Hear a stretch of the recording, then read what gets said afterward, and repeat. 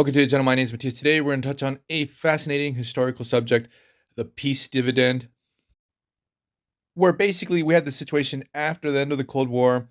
We have the United States ready to reap the benefits of winning said Cold War, where we would have the US government and the taxpayers feel the benefits of finally defeating the evil Soviet Union.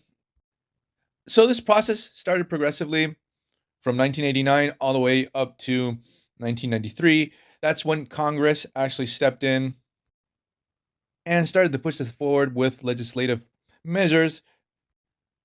So all those funds that were being funneled for defense, they were going to be sent in a different direction, for example, to pay off national debt. James Clapper in his book doesn't get into details about the specifics of what was done with these liberated funds, but I find it fascinating his personal experience going through this process, because basically every single military and intelligence office got their budget slashed. So during this time, James Clapper was the director of the Defense Intelligence Agency, where he establishes that 20% of its budget was slashed. And this happened in a very reduced time frame, basically overnight. And he explains that a large part of this budget was going directly to salaries. So basically, he had to fire 1 in 5 of every single employee there. So basically, it was a pretty hardcore austerity measure. One would understand, yes, it was all focused for this possible war with the Soviet Union. Now it's not there anymore.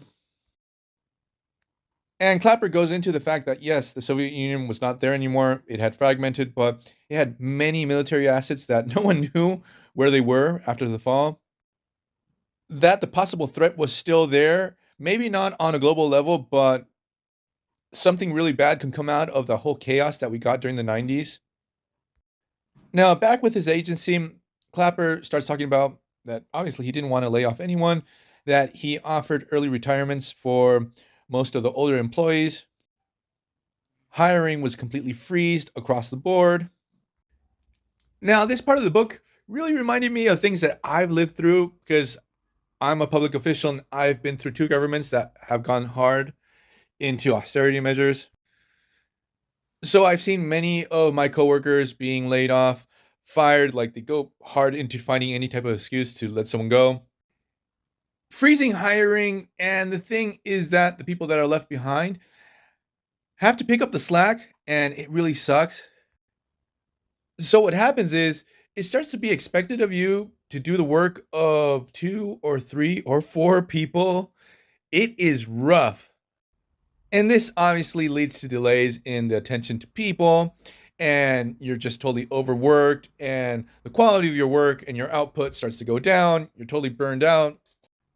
So I can totally empathize with this whole situation that Clapper's explaining. And he goes into the fact that there was like a difference between military personnel and civilian personnel, because he had to change a lot of times what specific employees had to do and physically move them around in the office.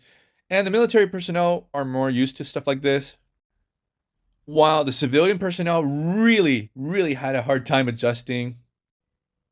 He actually goes into great detail how there were really big fights over specific offices and even desks